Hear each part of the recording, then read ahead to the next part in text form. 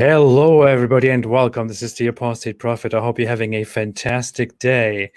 I'm very sorry for the delay. I had a lot of difficulties today with my internet launching everything. It was very, very troubling, but that's okay. I'm here now. I hope everyone is liking the touch of the music, the Islamic. I liked it. The Islamic vibe here that is going on. Do you go to sleep with that every night? Yeah, I do. Yeah. It's very calming. Yeah. I actually found that when I was making a parody video about converting back to Islam, and I saw this Islamic humming, and I thought, hey, it sounds nice. And then later on, I thought, I should actually make something of this. So I started to remix that and added a beat to it. And you did a good job. And that preview thing you did as well was really good. The one on about doubt. Oh yeah, that one. I totally forgot that I put that there. Yeah. So you made all these yourself? Yeah, I made that myself too. Yeah. You don't have a team of like the Apostate Prophet network team of no. You don't have 20 employees in your basement that you unfortunately not keep locked up and dark and. Well, let's not talk about that part. But yeah. Hey, what do you call it? Like the Muslims in the Middle East at least have a way that they sing. That's like I forget. My wife she has a master's in music, and she would know what I mean. There's like a triplet thing they do, like it's really fast. Yeah. Do you know what that's called? I don't know what the name for that, but yeah, it's a very Middle Eastern thing that they do. And it's very unique. Yeah, it's a constant varying in the thing in the whatever you call it. Like to me, that's the only reason to convert to Islam. Yeah, what they also do is what you see very commonly in Middle Eastern cultures, in Middle Eastern music, is that they will endlessly keep like they will endlessly lengthen a certain sound and do this thing like and go with that forever. There are certain songs that are extremely long and extremely slow, and it's very strange. So they're like it's a type of apologetic song. It's just long and slow. Yeah. It is absolutely. Yeah. You also see that in Islamic Muslim Islamic music, and also in recitations of the Quran, for example, where they do stuff like that too, like this constant changing of the pitch and all that, and really dragging it, And it's often a cappella, right? Or it's all a cappella, no music background. Yeah. Reminds me of my Mennonite heritage. Oh, it does. It does. Yeah. Do you have such things there? You have a Mennonite background, right? Mennonite. I was born and raised in an igloo in Canada, and with two Mennonite parents. And but the church I went to was a little more modern. But I've been to churches where the men sit on one side, the women sit on the other. This is a Christian church. Mennonites are Christians, for those of you who might not know. And then a big fat man and wearing black would go to the front and just start singing loud, no music, some churches don't even have electricity, and because that's of the devil. And it is. There is a difference. I often see people confuse, or there is a confusion as far as I remember it correctly, between Mennonites and certain other Christian communities, right? Yeah, like Amish. Yeah. Mennonites are Amish are more colonial, community based. Mennonites are more entrepreneurial, personal responsibility type based. Hutterites is another sect that's similar. They're all pacifists. So I was raised that if a stranger comes in your home, you're better off letting them kill you than you kill them, because you're going to heaven. But if you kill a burglar or a robber, odds are that they're going to go to hell. So why are you going to send them to hell when there's still more time for them to repent and see the ways of Jesus? Interesting idea. Makes sense. So, how is it with your? We just jumped right into it, but so what you do is mostly on your own channel, on your own channel called PineCreek, which I, by the way, linked in the description. What you mainly do is to analyze the belief in God, and you respond to Christian apologists. You have discussions with them and all that. How did you get to that? When did that happen? Let's see. I left Christianity when I think I was around 40. and I became a deist for about 6 months, and then I realized there's no good reasons to be a deist either. Well, I know the deists are mad at me right now. And then so I started calling started calling myself an atheist around 40, 41. And then I started listening. I still had some issues, pent up issues about things I've heard Christian apologists say, Christian pastors say, that I thought, no, they're not giving the whole side of the story. They're not telling the whole truth. And so I felt I needed to correct the world and start a YouTube channel. But I did it mostly for my own way of venting and maybe correcting past wrongs that I personally have done in my life. But yeah, I view my channel as more entertainment for me. And if people want to listen to it, so be it. But it's actually grown quite a bit, considering I've never asked for subscribers. And I got a pretty solid following of people who building some type of community, which I think we all know with atheists is often lacking. And then recently I got into Islam, and having fun with that now. We will get to that. We will get to that. You know what? I actually found you because, very honestly, my wife was listening to your channel a lot, and I kept hearing you in the background. Well, like when she's doing something, she's listening to your channel, and I keep hearing you in the background. And I'm like, who the hell is this guy that you're listening to beside me? I'm like, just kidding. I heard that, so I got interested in your channel and checked it out. And found it quite interesting. And she has told me that if both our channels are on at the same time, she'll watch me and not you. I believe that. I will believe that. I'm just kidding. I know. What was I saying? You completely threw me off with that comment. Now I'm boiling inside, but I'm trying not to make it too obvious. How you first found me? Your wife was listening to me.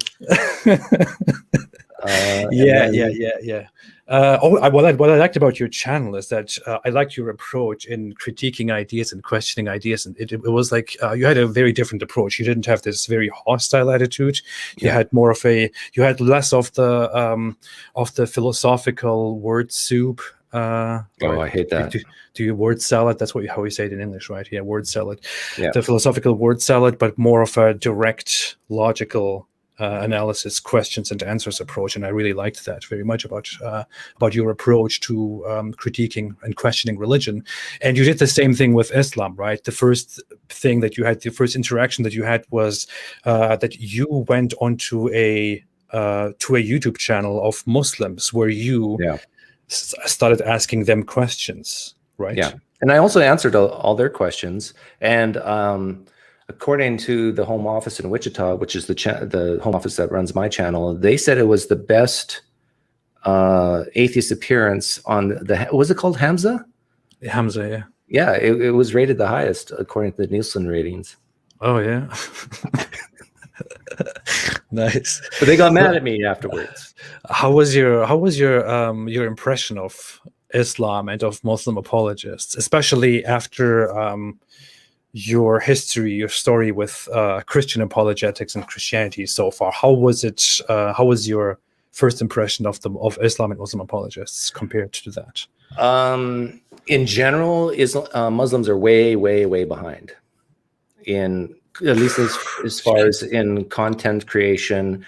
And I'll be honest, I'm talking from an American Canadian type perspective. It's like they're not interesting to watch at all. Wow. And at least the Christians are trying to make some entertainment value. Now, although there's one guy that I was really impressed for entertainment, and he's almost like a comedian. What's his name? He's a big, kind of fat but muscular guy. You mean a Muslim apologist? And you did a video on him, death to, or someone's, what's his name? Uthman ibn Farouk ibn Fibn, that guy. Yeah. In fact, he was in your preview on the show, like the doubt. Oh, you mean Mohammed Hijab? Yeah, him. Like I can tell his approach is mostly comedy, right? And so that's kind of effective. It's not meant to be comedy, but it isn't. Yes, but yes, it is comedy. Yeah, I think it's not meant to be comedy. I don't understand it so far either. But I thought he was a comedian. Yeah, right. That's what you would think. Yeah. What makes you think he's a comedian? Well, just the way he can. He's like a MMA wrestler type. Yeah. Okay. Yeah. It's definitely a character he's playing. I think he's being serious. I think he's serious. I don't want to speak in his name. I don't want to misrepresent anybody here, but I think he is being quite serious. Well, that's like saying Dwayne Johnson thinks he's really The Rock and can pile drive. No, he knows. It's an act. Yeah, no, but yeah, that is actually a good comedian. That is a good one. But you do find him very enjoyable, you said? Well, he's definitely entertaining to watch, to kind of laugh. I was laughing with him, but now you're saying I should laugh at him. But yeah. I'm sorry to tell you that, but I'm sorry to be the one breaking it to you. But yeah. But with Hamza's Den, when I went into there, I found all the gentlemen there quite pleasant, quite knowledgeable. At least half of them. I don't think what's the red-haired guy's name? That's Hamza, right? Don't they all have red hair? Because yeah, I think that's Hamza. Yeah.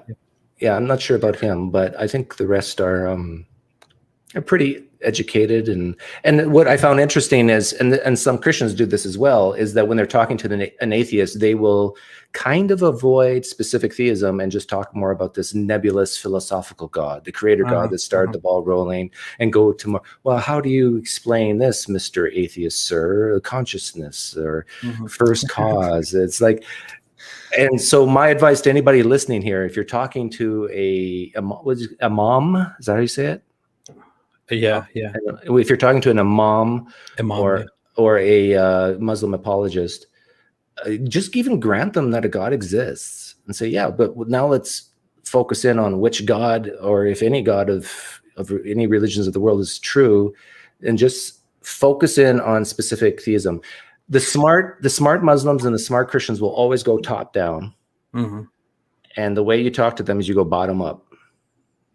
Well, the funny thing is that when you discuss Christianity with Christian apologists, for example, when they want to discuss theism, the existence of God or the existence of an undefined creator, even if it's that, at least they have a point, because you can have many different approaches to how you characterize God, how you explain God, and this and that. I encountered this with several different Christian apologists that I talked to. The funny thing is, with Islam, you can't really do that. With Islam, there are no different interpretations of the afterlife. There are no different interpretations of heaven and hell. There are no different interpretations of the nature of God and this and that. It is all very simple. So you can't really, with Islam, it's quite nonsensical and kind of hopeless to be stuck with theism, to discuss whether God exists or not. It's like, but wait, I've interviewed a few Muslims who call themselves Ahmadiyya. Yeah. And to me, talking to them compared to a Sunni is very different. Yeah, in different ways. Yes, it is. They will have a quite different approach when it comes to the politics and the morality within Islam. They will try to, or they will at least appear to have a more pleasant approach and a more pleasant representation of Islam. They believe in quite absurd things. So they believe that a certain person called Mirza Ghulam Ahmad, who lived only 2 centuries ago, was actually the final messenger, the Messiah, and the Mahdi, and all of these things together. And he died, and he went away, and it is a very strange movement within Islam. But Muslims generally do not accept them as Muslims. They usually consider them as non-Muslims, as disbelievers and heretics. But even among the Sunni and Shia, don't they even differ on things like, did Muhammad really fly up into the heavens on a winged horse? Like, don't they even, some say yes and some say no?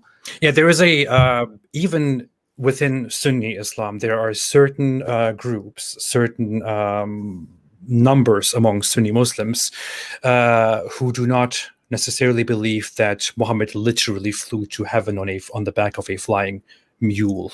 Some believe that this was just metaphorical, for example. Yeah, those Muslims are flag-waving phonies. They just don't have enough faith to believe that their Allah is powerful enough to do that miracle. They're weaklings, I would say. Yes. But the thing is, there's some Muslims listening right now who agree with exactly what I just said. Yes, exactly. Those who do believe it happened. Yeah. Exactly. The funny thing is, when I talk about Islam, many Muslims also do agree technically with most of the stuff that I am saying. They just disagree with the fact that I am saying it and with my implications of that follow from what I'm saying. Yeah, so, I noticed that when you came on my channel, because it seemed like they had to really nitpick to disagree with you. Like whenever someone said, "Oh, you don't know what you're talking about. You shouldn't have this guy on your channel to teach you about Islam because you don't know what you're saying." Well, okay, be specific. What did he say in an hour or so length that you thought was clearly wrong? And he's a liar. Don't trust him. Yeah, and it's like there was maybe 2 or 3 things that some Muslims brought up, but it was, again, I bet you we could find Muslims who would agree with you on those points, and there were like matters of interpretation on some things, and but I agree they don't like you because you're effective. Yeah. I think they don't like me because I am a liar, and what can I do about that? It's not like I can start telling the truth or anything. But yeah, when you compare Muslim apologists to Christian apologists, first I want to say that I found your comments about how Muslim apologists are way behind very offensive and very degrading, and I hereby want to dissociate myself entirely from your remarks. I'm just giving my opinion. No, just kidding. I genuinely think, and I don't think this is a bias that I have, I think when I look at Christian apologists, I see a lot of sophisticated debating and arguing of certain ideas, although I don't agree with them, and although I think that many arguments therein within Christian apologetics are also quite weak and weird. But when I look at Muslim apologetics, I feel like it is so far behind, so far below Christian apologetics. Maybe it's because Christian apologetics is much more experienced, whereas Islamic apologetics, because Muslim society has been so closed, has not been open to discussing ideas publicly, and they are very much behind, and now they are slowly getting into it, which is why they are so bad at apologetics. I don't know, maybe that's the reason. But their arguments are usually extremely laughable to me in comparison. And I'm glad that I'm not the only person who's noticing this. I'm glad that I can also have you here with me testify to that, so that I can free myself from all the hate that is currently coming our way. That's good. What's interesting is the Muslim guests I've had on, I'll ask them very simple questions, and it's fun in a way to see them struggle because like very simple questions like, do you really believe a man got the revelation of a creator God deity through an angel in a cave over 23 years? Do you believe it? And then they'll say yes. And then why? Why do you believe that? And then they'll give their answer. Well, the Quran has been written in its perfect way or whatever. And then I'll use my flying man thought experiment. I don't know if you ever heard that. I think I've heard of it, but go ahead and explain it, please. And so people who are listening right now, you can use this and just say, well, okay, if we're walking in the forest and we stumbled upon an old text and we dig it out of the ground and we read a page that says, here are the very words of God written to a prophet named Myron and given through an angel, Jessica. Would you believe that this is actually the very words of God? If that's all you knew at this point. Mm-hmm. And, the Muslim has to say, no, of course I don't believe this is, I would need to read more. And then at what point would you say, yes, at this point, I now believe these are the very words of God given through an angel to a person. This is the tipping point, because we can add in things like prophecies and we know exactly who wrote it. And I still think Muslims would not believe it, that this certain, I often say it's my ancestor many generations back who could just fly across the Grand Canyon. And so the whole book is about him. He's a prophet of God, but he could fly unaided. And I don't think Muslims would believe that my ancestor could fly across the Grand Canyon unaided based on the same evidence they have for Islam. Mm-hmm, mm-hmm, mm-hmm. Well, there is a lot of difference between how the Christian scripture came into existence and how the Islamic scripture came into existence. What the Christian scripture relies on in terms of evidence and supporting arguments, and what the Islamic scripture relies on. You don't indeed have any proper well, like Christians, for example, rely very much on the resurrection, right? I mean, you have the experience yourself that they mainly use the resurrection as the main argument that is supposed to support the truthfulness of the Christian faith.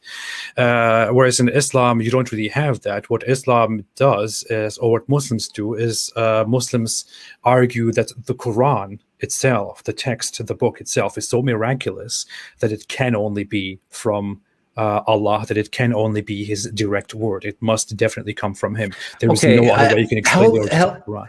Help me understand this, because I read, I don't know, the first several chapters of the Quran just like a couple weeks ago. Yeah. And to me, it's like a grade 6 summary of the Old Testament mostly. Yeah. How in the world do I have to, what am I missing? What's so miraculous about how it's written? It is very funny. I actually, like about a year or two ago, I met up with one of my relatives. And for the first time, we talked about why I left Islam, because they asked me why I left Islam. And I said, can we just do one little thing? I will just, I knew that person has never read the Quran. They're just Muslim because parents are Muslims, because family is Muslim. I just said, here, let's start reading the Quran together. Just sit there and just start reading from the very beginning. What do you think about it?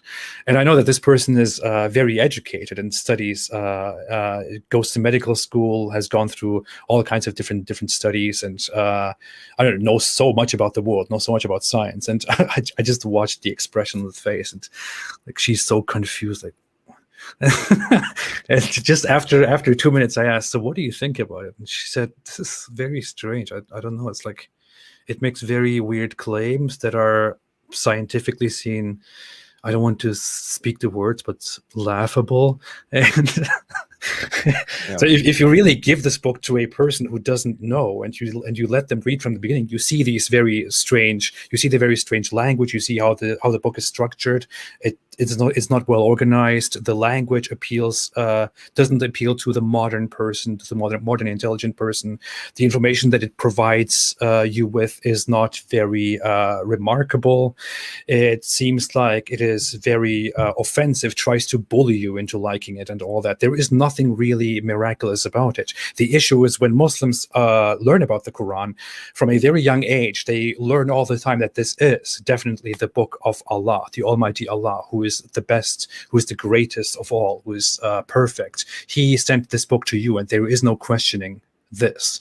There are several different commands given by Muhammad and by the Quran itself, which instruct you clearly not to question, not to doubt, not to think. Even at the beginning, at the beginning of the Quran, it says this is the book about which there is no doubt. And those who doubt are hypocrites. They are sick. They are deaf, dumb, and blind. So you are primed to think that it is miraculous, no matter what it says. Yeah, see, hearing that, my plea to Muslims listening right now who are here, what does this remind you of when someone says, don't question what I have to say, and if you doubt it, I mean, bad things are going to happen to you. This is exactly what cults do to keep people in the cult. And then there's promises, if you stay, you've run the good race, to put a Christian spin on it, you will get these great rewards. This whole idea of carrots and sticks, and you cannot question. Like, Muslims listening, please do the opposite of what you've been taught. Question it, even if it means your parents hate you afterwards. Although some countries, I'm giving advice that might get you killed, right? So you gotta be careful here. Yeah. But the thing is, if you value this thing we call truth, you do have to question. Now, I can say all that and still say Islam could be true, but still, the fact that you're not allowed to question and doubt it, that speaks volumes of how infantile your religion is. The issue is some Muslims may bring up or may bring this objection and say we are allowed to question, we are even encouraged to question, but this is a misinterpretation of misrepresentation of their own text and of their religion. It never tells you that you are supposed to question this religion. What the Quran tells you repeatedly is this is the truth. Do you not reason? This is the truth. Do you not use your mind? This is the truth. Why do you not think? That's not questioning. That's not thinking. If I become a dictator, a ruler over you, or if I write a book and say this is the absolute truth, why don't you use your mind? Why can't you see that this is the truth? That is not an encouragement to think. That is not an encouragement to reason. That is simply me asserting my supposed truthfulness upon you and bullying you into believing that it is true, and insulting your intelligence for not agreeing with me, for not believing that what I'm saying is true, even if it's wrong.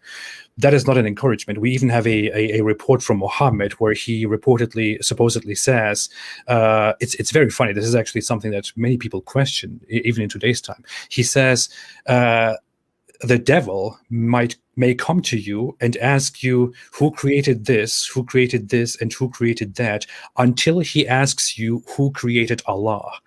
That's what the report says. That's what Muhammad said according to the report. And then he says, when he comes to you with such idle questions, repent to Allah. Repent and abstain from such empty thinking. That's what he says. So this is the command that he gives you. He doesn't answer the doubt. He doesn't answer the question. He doesn't provide any philosophical arguments for it. What he tells you is, be quiet, shut up, don't think about it, just repent and pray to Allah. So it's very ironic, actually, that Muslim apologists today try to answer these questions and try to provide philosophical arguments to the question, why who created God, when Muhammad himself simply said, hey, don't think about this, repent and seek refuge in Allah. Yeah. So that is what Islam encourages. It doesn't encourage you to think at all. The whole book requires you complete submission. It even says in a certain verse that the true believers are those who, when they hear the commands of Allah and when they hear the words of Allah, they say, I have heard and I have obeyed. And they don't question any further. I have heard and what does that sound like? Yeah. Can we get a little personal here for a second? Like, I don't know your backstory, but when you left Islam, are your parents still Muslim? Yeah. How did that affect them? Well, I know how sensitive my parents are about this whole stuff, so I didn't actually tell them for a while. I kept it to myself just because I didn't want the drama. I didn't want to hurt my mother's feelings, but I was preparing for that. They found out 2 years ago or so, and they were very hurt by it. I still have not had a conversation with my father ever since he found out that I left Islam. It has severely damaged our relationship. Can you articulate for me exactly why they were hurt? Well, to them, it is worse than me dying. If I die, at least I will, probably go to heaven as a Muslim. But now that I have left Islam, I have not only ruined my own afterlife, the afterlife of their own child, I have also gone against Islam's orders and betrayed myself, betrayed my family, betrayed them foremost, brought shame upon them. Now, every time people ask them about me, they will feel shame and will try to explain, I don't know how to explain this. I have betrayed my nation. I have betrayed the entire Muslim community. This is the sentiment. And this is why they are so hurt. And on top of that, of course, I am openly here criticizing Islam. And knowing that brings even more shame. It brings tenfold shame upon that. So it is really extremely hurtful to them. Do you think it's more the shame that you bring in upon them, or the fact that they truly care that you're going to hell? I think both. They most definitely both. They truly care. They would want the best of me, the best for me. They care about that. It's also definitely the shame. Shame is very big in Muslim culture. It was also very big in our family, in our culture. Yeah, it's both. So when's the last time you've seen them? When was that? 2 years ago, I think. Did you tell them face to face that you're no longer a Muslim? It was very funny. I actually went to visit them. I planned to fly to Turkey. I'm currently in America, and and to tell them face to face about everything that happened. And what happened is that before I flew there, the day before that, they found out about the fact that I left Islam and that I criticized Islam because somebody else told them, apparently. So when I got there, they were already in a very strange mood. And eventually I sat down and started talking to them. And yeah, I don't know, it was weird. Do you think they ever watched your channel? I doubt it. My mother might look at it, might check it out, I think, but she doesn't understand anything. She might understand the Turkish videos that I have made. I don't know. I have no idea, to be honest. Someone asked me that question, and so I asked my parents, and my mom said, I asked my mom, and my mom said that my dad has watched a few of my videos, but he said he had to stop because he cried after every single one of them. Really? Yeah. It's like, oh man. Yeah. So I get where you're coming from, and the hurt that can be caused from leaving the religion, but it kind of boggles my mind. Like if your dad was, I don't know what sport you're in, but if you and your dad shared the same team, and you said, no, I'm not going to cheer for that team anymore, I'm going to cheer for that team, he wouldn't have that sense of shame and huge, maybe a little bit, but yeah. What is it about these religious beliefs that make people freak out that the world's coming to an end, or it's just... Well, you know what I think about when I think about that is this whole idea that that the end is coming soon. Muslims dominantly have this sentiment. My family had that too. They have the idea that life is temporary. They have learned from the beginning of their lives that all of this is temporary, that bad things are going to happen soon, that probably the end is coming soon. Look, the world is going to crap, so it will probably all end soon. Funnily enough, this is what people have thought for thousands of years. And they think everything is going to end soon. We have to stick together. We have to make sure that we all believe so that we can go to the good place when we die. And that is your entire purpose. That is how you learn to live. You learn to live for that specific thing. Your entire life is built on that. So when your loved one, your son, your child suddenly stops believing in that, then it destroys everything that you know about life. But if we were to ask your parents, what determines your final destiny, heaven or hell, well, how would they answer that?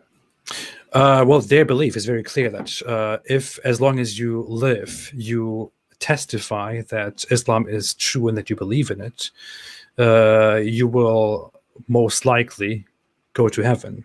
And if you clearly and openly reject it, then you will definitely go to hell. Okay. What they would think is that there might be also what they will say is that they are in no position to judge whether someone will go to heaven or hell, because it could be that in their final moment, they, before they took their last breath, they maybe said, "Oh, I am a Muslim, I believe," so anything could happen. Maybe that's what I will do. Maybe I will be dying and I believe in Islam. That's probably how they console themselves, is they think maybe that you're going to make a deathbed reconversion or something. That's what I think. I think that sometimes they probably, as far as I know them, they probably tell themselves that I will eventually turn back, but they should be losing hope, and and that probably doesn't feel good. Yeah. My mom, she doesn't worry too much because she believes exactly that before I die, I'll come back to Christianity. Yeah, you probably will. Yeah. Before you take your last, how is it with your beliefs right now? Is it like, are you convinced atheist?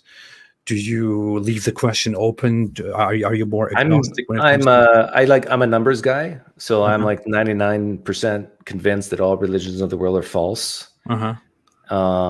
And I'm maybe a little bit lower, 97% convinced that there's no God out there or gods at all. But I'm open to that plausibility, or that possibility, I should say. And what would make it more a plausibility, what would change my mind, is a clear demonstration of a miracle. 2,000-year-old text, 1,600-year-old text, not going to cut it. But people are healed in hospitals after they have the flu, and people pray for them, and then they don't have the flu anymore the next day. What are you going to say about that? And my aunt prayed the other day that she'd get a good refinancing deal on her home loan, and it happened. So therefore, Allah, right? Yeah. No, I would need, my standards are high. So none of this my back pain is gone business. Show me someone who's had their arms blown off in the Iraq war. Pray in the name of Allah that they get their limbs back. Well, that is the argument that I made. I'm actually preparing something here that I want to make a video on that. I even hired somebody to make me a painting of something, because my argument will be, and I will be very insistent on this, because people keep asking me what would make me believe, and I will not believe if I see that blind people suddenly can't see, because that's quite a normal thing that can happen. Mm-hmm. What would convince me is if a person who is proven to miss a leg, if that person is prayed for, if that person prays, and then we see that a leg descends from the sky and attaches itself to this man, so that he gets his leg back. If I see that happen, if we can see that happen in front of the world, then I will believe that there's probably something going on here.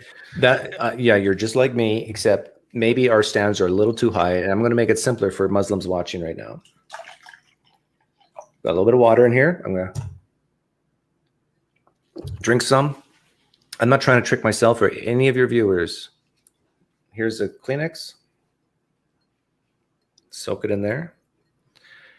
If someone can pray in the name of Allah right now to light this on fire in front of our eyes, I will believe in the supernatural, and I'll consider Islam as the source, the one true religion. Wow. Okay, the challenge is out. It's dripping with water. Just light this on fire. I'm okay if my hand burns, in fact, because then Allah can fix it. Can I pray too? You want to pray on behalf of Muslims? Yeah, I can. I will pray on behalf of the unknown being. Okay. The unknown, okay, dear being who wants to give us a sign. Dear being who wants us to believe in him if we see a sign. Please give us a sign right now, and please light Doug's thing here that he has in his hand on fire. Please do it right now for all of us to see. We will believe that there is something going on here. Let's just give it like 5 seconds. Yeah, 1, 2. Because sometimes there's transmission problems to the firmament. Yeah, it doesn't happen. Okay. Yeah. But the point is, like, so many Christians and Muslims alike, they cherish their holy text so much. And I don't think they appreciate just how people like you and I read these texts and say, so what? Like, show me something today that can be demonstrated, that can be observed. And if this God really wants to be known and understood, and the truth be known, do it. You don't have to do a miracle every second of every day, but once a year is good. Yeah. So every generation has ample chance to see a demonstration of the supernatural. And I think even guys like Matt Dillahunty would convert to theism if he ran this little experiment and it worked. I think you should put this part where we prayed. You should make a short clip of that to show that we have attempted to demonstrate the truth of the supernatural, but it didn't work. Hey, I watched your video that you made recently about 10 facts about Muhammad. And I thought it was great. But what you need to do, or what I'm going to do, is I'm going to take that, and whenever a Muslim comes on, I'm just going to ask true or false questions. And I'll just say, I'm not going to push back. I'm not going to argue with you. I just want to know, do you lean true, lean false, lean yes, lean no? Did Muhammad marry a 6-year-old? Yes or no? Did Muhammad own slaves? Yes or no? And just go through that list and just get the Muslim to hear themselves. Hopefully they watch it back. Hear themselves believing in the most insane things. I actually started making a list. I started making 2 separate lists of questions that I want to ask a Muslim, because I recorded a short video that I want to, in which I asked 10 questions to a certain Muslim personality who's trying to convince people online that Islam is quite nice and cute and all that. But I'm in the process of preparing a 100 question list to Muslim apologists. That is not meant to be a debate. It is not meant to be consist of follow-up questions and of me refuting their arguments. It's just me asking them certain questions and starting very easy, like, are you a Muslim? Do you believe in the Quran? Do you have are you allowed to reject anything the Quran says? And so on. And then slowly asking these questions, like, do you believe that the sun goes to prostrate itself under Allah's throne at night, for example? Do you believe Allah flooded the earth with water? Yeah. Doug, I want to ask you a question. Now that you are here, I think this is a very important question to. I always ask Muslims, and it's quite unfair. So I want to ask you too. Where does the sun go at night? I think behind an umbrella.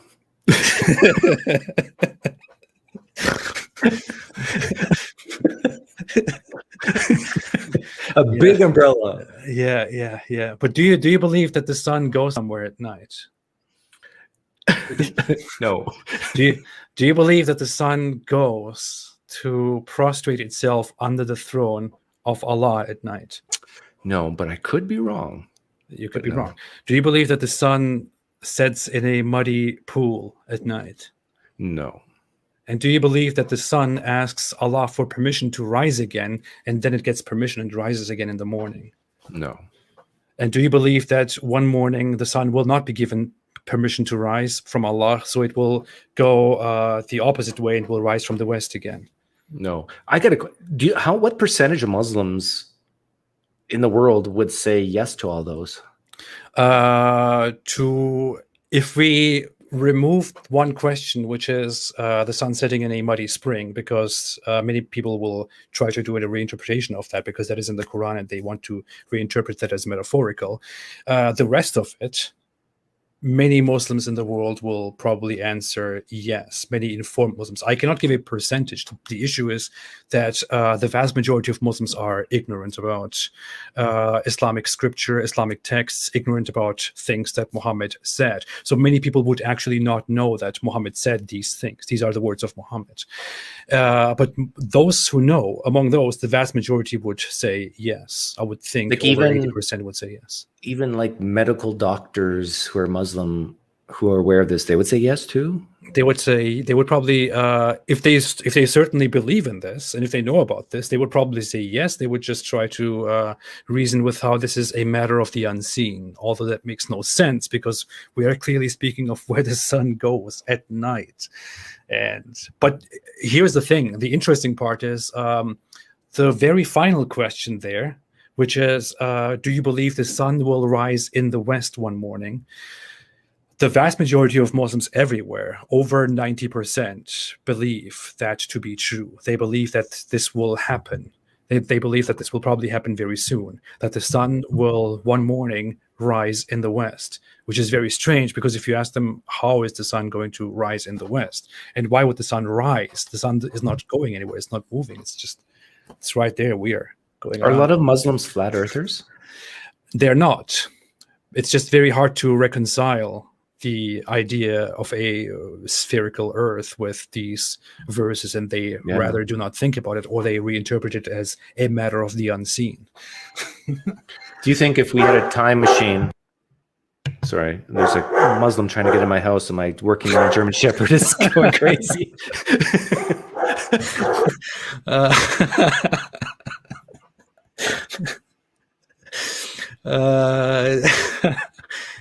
I can't hear you. You muted. Yeah, I was muting the dog. But okay.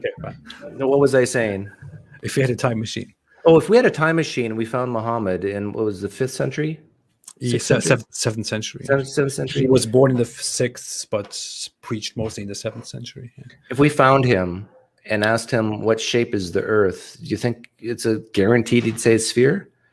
I don't think he would have any idea about the answer to this question, but he would definitely not say sphere.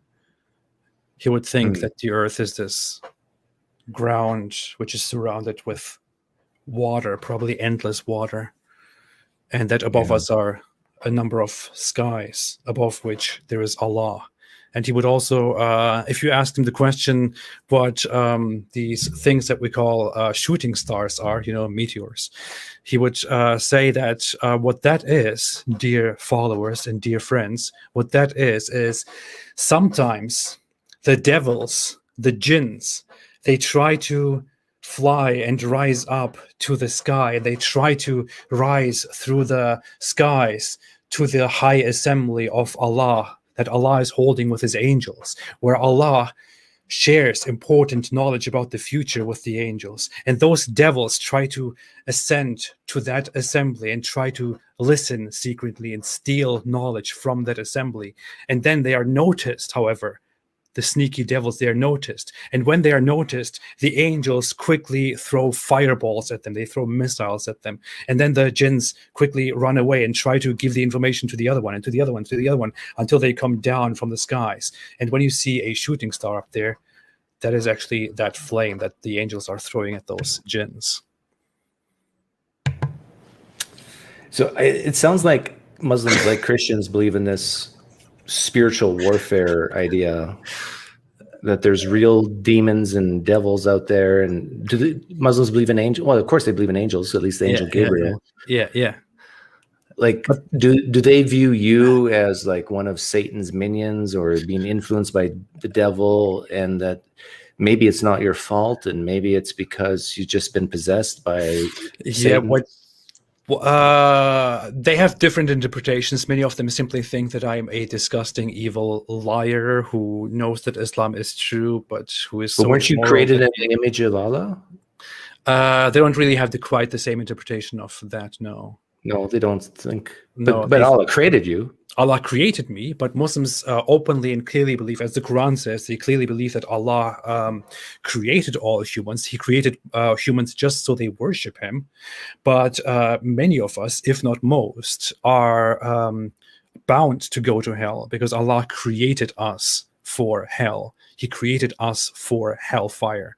And it is very strange. This is actually something that if you sit down with Muslims and ask them about this, they don't really know how to get out of this. The Quran says Allah created you just so you worship him. It also says that he created many human beings just for hell.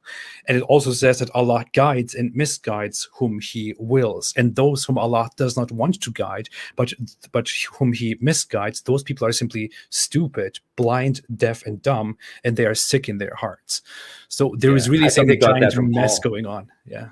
I think Muslims got that writing. And I don't believe for one second a guy named Muhammad actually said or wrote these things, but whoever wrote those verses, it's in the Quran. That is in the Quran, yeah. Yeah, that's all in the Quran. I think they got that direct from Paul. I think because Paul talks about that. Muhammad, I'm pretty sure Muhammad was very uneducated about the Christian beliefs and the Jewish beliefs. He was, however, influenced and took a lot of information from Christians and Jews. What likely happened is that he learned from people around him, from certain people around him who knew about Jewish Christian beliefs. And he was also a merchant before he was a prophet. And he traveled a lot to Syria on a trade route where he met Jews and Christians, and he probably really admired their religion and took from them as much as he could, and really butchered their religion and adopted things into Islam that are taken from Christianity and from Islam, but they don't really make sense. Like the whole concept of Jesus, for example, like the whole point of Jesus not having a father, coming with a virgin birth, is that Jesus is the Son of God. Muslims take Jesus as a prophet. They deny that he's the Son of God. They deny that he is divine, but they do believe in the virgin birth. And now you ask the Muslim, so who's Jesus' father? And they say, nobody. Jesus was born without a father. Okay, but why? Then they're like, well, just because it's a miracle, because Allah just made it like that because it's cool. Yeah, it's cool. It's special. Yeah, but why? What's the point? Well, why wasn't Muhammad born without a father? Why was Jesus born without? Well, who are you to question this? He was just born without a father. It doesn't make sense, you know. Islam adopts certain things from these beliefs without them actually making any sense within the context of Islam. It's very strange. Getting back to Hamza's den, a thought just popped in my head. You know what question I asked them that bothered them the most, in my opinion? What? It was my poof or drown thought experiment. Have you ever heard that one? What is that? No. Okay, so if you're an atheist and you're talking to a Muslim, ask them this question. And I would bet money they're not going to answer it. But if they do, it's kind of fun. So the question is, and Muslims believe in the global flood story, or at least some type of flood story. Yeah. And so I use that out of the Old Testament, and that's okay. So it's that time in history, you're up in wherever with Allah, and Allah says, you see humanity down there? Oh, what a mess. You know what? I'm going to exercise my justice on those people. Except for Noah's family. We'll spare them. But anyhow, I'm giving you two options of how to exercise my justice, and both options are moral and good because I, Allah, am giving those options. So they're moral by definition. So option number one, I'm going to send flooding waters, and we're going to drown all those evil men and women and pregnant women and toddlers and babies and animals and plants. Just drown, kill them all dead. That's option one. Option two is I'm just going to go poof, and they're all gone. So here's the thought experiment question to Muslims listening. And Allah's asking for your opinion, your advice. He doesn't need your opinion, doesn't need your advice, but Allah's a gracious God. I mean, he sometimes likes to talk to people. And so he asks, what would you prefer? I drown humanity or poof them out of existence? And every person on Hamza's Den refused to answer that question. They refused to admit that there could be anything in their moral intuitions that has friction against their Allah. And the only explanation I can come up with is that it's not even a healthy fear or respect. It is a terrifying fear of going against their God. To even for a second entertain the idea that their way of dealing with something might be different than their God's. Well, it is. Muslims are extremely sensitive when it comes to questioning or possibly speculating and disagreeing with Allah and Muhammad, not just Allah.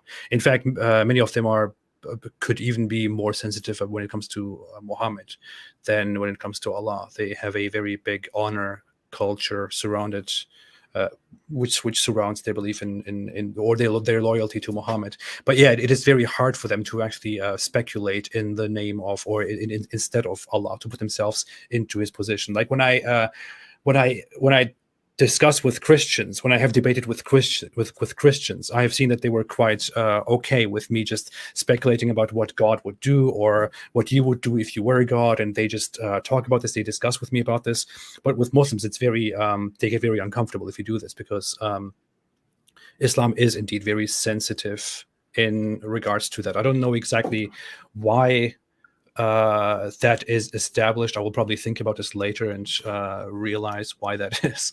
But it is very hard for them to even speculate about Allah's motives or what Allah could have done instead. What they will think and say is that Allah had his reasons. He had a purpose. He knows what he's doing.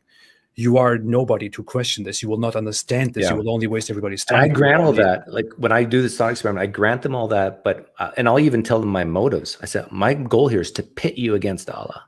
Okay, I'm setting a trap, and I'm asking you to walk in it, because if you have the truth, it shouldn't matter if it's a trap or not.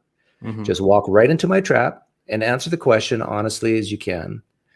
And they still won't do it. It's just like, no, he can hear me. If I say I rather poof these babies, Allah will hear me. He can even see my thoughts, so I can't even think about it, because I don't know, what do they believe, that God, Allah will smite them or something? Yeah, you know what? With me, if I give an example for myself, I was very religious. I was very faithful. for me, leaving Islam, the process of just leaving Islam took a lot of time. It took many years. It wasn't a matter of just, with an hour or a day or months or anything like that. It took very long. And most of that was just stealth, because I was so afraid of just thinking about questions.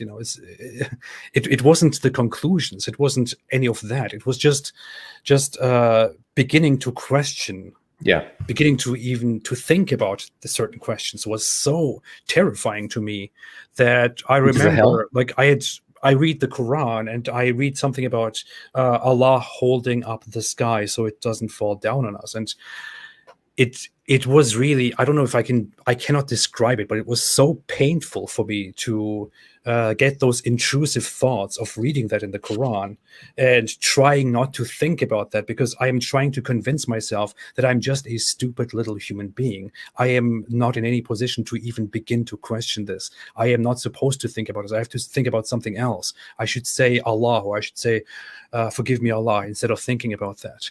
It took a long time to actually convince myself that there is nothing wrong with simply using my mind and thinking about this.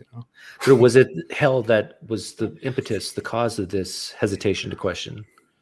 Hell definitely plays a big role in it, because the Quran is, to the majority of its content, full with stuff about violence and threats. And in much of the Quran, in every chapter, abundantly, you will see threats of hell, of how those who question, or how those who disbelieve, those who reject, will be tortured forever and all that. But it's more than just hell. It's just you are indoctrinated with the idea that this is where you belong. This is who you are. This is your identity. It's not just you believe. It is your identity. It is who you are. You are not to trust anything beyond this. The questions that you are getting, the disbelievers who are asking you questions, they are trying to trick you and deceive you. They are the enemies of Allah. You are not to trust anybody. You are supposed to strictly hold on to this, and all of that simply makes you feel very anxious about even speculating about certain things. See, what I did to myself, and what I would have done with a person like yourself if we were talking before you left Islam, is I would ask you, do you value truth more than fear? Mm-hmm. In other words, and to any Muslims listening right now, I want you to desire for just, I don't know, take an hour this week and be totally okay with going to hell for eternity. Try to force yourself saying, you know what? I value truth so much that I'm willing to go to hell for it. I want to know what's real and true. And then try to get that fear of hell, just treat it like, spit on it. Just treat it like dust. Like, who cares about hell? Now, I care about truth. Who cares about hell? Now let's look at the evidence. And once you can take all that fear, and you can do the same for heaven if you lean that way as a Muslim, that you don't worry so much about hell, but you just want to, I don't know, go to paradise and get those virgins or whatever. Mm-hmm. Put that aside. Say, forget about those virgins. Forget about paradise. I'm more concerned about the truth. And then I think if you can do that, like for maybe an hour a week, and then start studying objections to Islam, it'll be more quickly, it'll crumble, because you've taken the two big motivators away, fear and love. You know what the issue is? Muslims and Muslim preachers and authorities in general will be quite honest in admitting that they definitely do not want you to do this, because you might end up losing your faith. You might end up disbelieving. You might end up rejecting your beliefs. They will indeed. I would think most Muslims maybe will admit that if you do this, you may lose your faith, which is why you should not do this. Because if you think, and this is how they explain it, if you think and if you question and if you allow yourself to have doubts, then it is not reason which leads you out of Islam. It is your ego and Satan, who are trying to trick you and trying to pull you away from the truth of Islam, which is why you should not indulge in such thoughts. Well, if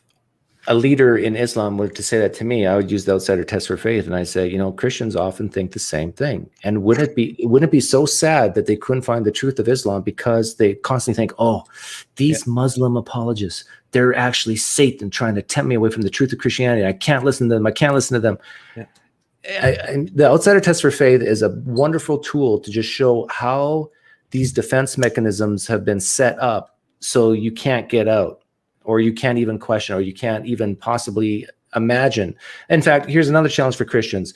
Go in front of the mirror every morning, look at yourself in the mirror and say, Islam could be false. And then conduct your day. Every morning, wake up, look in the mirror and say, Islam could be false. I can do that too as an atheist. Atheism could be false. There could be a God. I can do that, no problem. But I bet there are a lot of Muslims would have a problem just doing that, looking in the mirror and saying that every morning.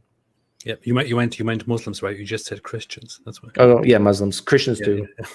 Yeah. It wouldn't be hard for Christians to say. To me, it's a knockoff of Christianity, and Christianity is a knockoff of Judaism. Yeah, and Judaism is a knockoff of Sumerians and other ancient years. Yeah. Sorry, Muslims, but you know what I did to myself.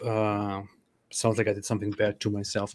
But what I did when I was questioning, and when I was at the end of it, was to simply think, because I'm so afraid of questioning, I'm so afraid of going through with my questions, I thought, hey, I believe that I was created by Allah, who is the most merciful, the best, the most knowing, the Almighty, and all that. And He created me with the capability, with the ability to think and to question. He gave me a brain. He gave me a mind. He gave me the ability to reason, to ask questions, to get answers, to come to right conclusions and to wrong conclusions. I am sure that if I have good intentions and if I really want to find the truth, and I know for sure that I want to find the truth, I'm sure that if I come to a wrong conclusion, Allah will not blame me in the end for that, because He knows exactly why I asked my questions. He knows exactly what my motivation was. He knows exactly where I'm coming from. He gave me this mind. He gave me the ability to do all of this. So I motivated myself to simply think about this and to go through with all of my questioning and see what happened. I left Islam, and I'm pretty sure, to be very honest, I am 100% sure that Islam is false. So there is no such possibility to me anymore. But even if Islam was true, and even if Allah was real, I'm pretty sure He would never judge me for doing that. Just going. Well, yeah. So if Islam is true, guys like me and you actually could still go to heaven. Is that what you're saying? That's what I think now. If I was a Muslim, I would probably not say that, because that would be in contradiction with the core beliefs of Islam. But yeah. Can I ask a favor of you? If you were to give me the evidence for Islam in chronological order, in bullet point form, like just few words, like miracle of the Quran or something like that, could you do it like maybe 10 of them? And I got my pen here. I'll write them down. Because I'm asking because for my flying man thought experiment, I need to know a little bit more. I could give you a few. I would probably have to sit down and think about this. What would a Muslim say is the earliest piece of evidence? Earliest, like in history. Of Islam, of specifically of Islam, not of Abrahamic history. Or they would probably, I think they would probably give an example of a priest who supposedly told Muhammad that he is a prophet when he was still a little child or something like that, or when he was younger. That there was a cloud floating on Muhammad. There was a cloud following Muhammad, and a priest saw him and said, "You are a prophet," or this guy is a prophet. I think that is one of the earliest prophets. Okay, what would be next? Help me out, guys. If you know, what will be next? Like, well, next, what is the story about the cave, and when does that come? The story of the cave is the beginning of his prophethood. They would that's when he's 40 years old. That's what they would certainly give as evidence. The issue is you can't really take that as evidence for anything. It's just he himself experiencing that. They would give as evidence very strange things, such as that Muhammad was known as a trustworthy man by people before he started preaching. They actually do give that as evidence. One more evidence, it's as funny as it sounds, is that Muhammad pinned the words of Allah on the Kaaba, and it was better than anything that people could ever write down, that people ever could compose. And this clearly proves that the Quran was miraculous. They will definitely give you the miracle of the Quran in general terms as the major evidence. And what that means is the literary miracle of the Quran, because it is so beautifully written. Nobody can write anything better than that. Yeah, that's not subjective. Yeah. My goodness. Yeah, there's a lot of stuff. The moon splitting definitely is one of them. My child is the most beautiful child you've ever seen. Like, show me a child as beautiful as mine. Make a better child. Make a better child, and then I'll believe in your God. I mean, come on. Muslims, are you laughing? Come on. What's funny is this is actually the major challenge of the Quran. The Quran says if they are truthful, then let them produce something that is better, or let them produce a chapter or a book that is better than this. That is the major challenge of the Quran. The screenplay for Pulp Fiction, done. And what's funny is since the challenge is not clearly defined, nobody can actually check whether something is indeed better or not. So they are free to always make new conditions and to say, well, what you have brought forth is definitely not better because this and this and that, you know. Okay, I'm making your list here, and I'm not impressed. What about eyewitnesses? The moon splitting. The moon was split in two in Muhammad's time. That is, now we're the greatest evidence. Yeah. What about prophecy? But the issue is, Doug, the issue with the moon splitting is you have to understand that the moon was split in two, and according to the Quran, the people in the surroundings saw it and said, magic, magic, but nobody else in the world saw it, and that is probably because everyone was sleeping. It was a cumulus cloud that just went like at an angle, and it's because everyone was sleeping at that time, which is why nobody saw it in the world. And, but the people who did see it, it was like just a cloud in front of the moon. Yeah. Okay, moon splitting. There's at least one or a couple prophecies, right? There are prophecies which they will give you, such as that in the future people will die. There'll be wars and rumors of wars. That sort of thing. Yeah, people will become ignorant. People will. Time will pass very rapidly. Time will be very fast. As you get older, that's true. That's one big miracle of Muhammad. Okay. One other miracle is earthquakes will increase. Earthquakes will increase. Yeah. Muhammad, Allah predicted global warming. Yeah. Did I mention bad things will happen? You mentioned that. Well, that will die, and that's one of the prophecies of Muhammad. Bad things. What about eyewitnesses? Like, is there anybody who witnessed Muhammad have these revelations in the cave? No. But who are you to trust? Who are you to judge? To doubt Muhammad? So Muhammad was known as a trustworthy person. He was known as a trustworthy prophet. Who are you? Yeah, there's trustworthy surgeons who believe in Scientology. I mean, come on. There's Mormons who are lawyers. Yeah. Well, that's the thing. He was trustworthy. People always thought, oh, he's a good trader. We trust him. I would buy and sell things with him. And they even one day they were trying to put the black stone. This black stone is something that the pre-Islamic polytheists had a lot of respect to and a lot of worship for.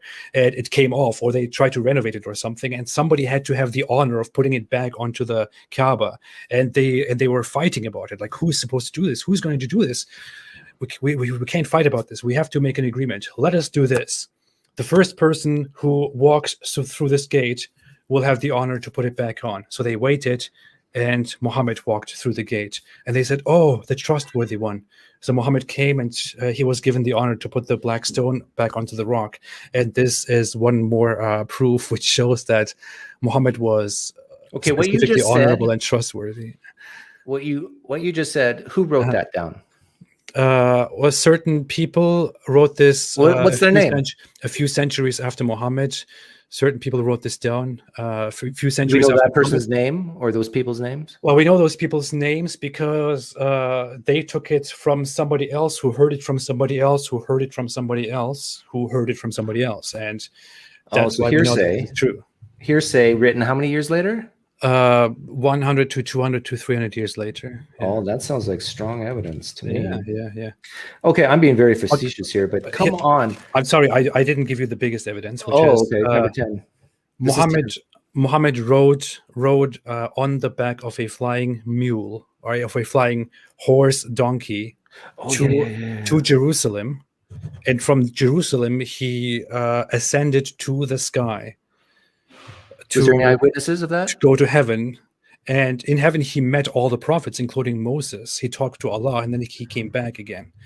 Did you say eyewitnesses? Sorry. Yeah. Was there any eyewitnesses to that? Well, the issue is, what you have to understand, the issue is that according to the reports, this all happened within seconds. Apparently, Muhammad was sleeping in his bed, and he was woken up, and his heart was washed. He was brought to heaven and came back, and then okay. But this is a dream, then, right? And he got up. It's not a dream; it really happened.